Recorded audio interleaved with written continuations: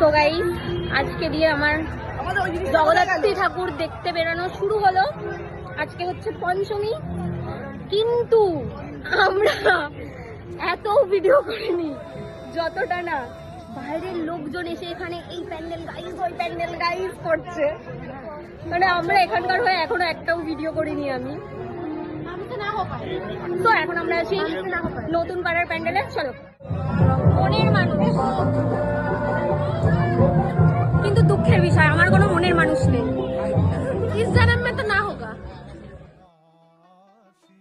ওটা হয় না কপাল গুনে, ওটা হয় না কপাল গুনে।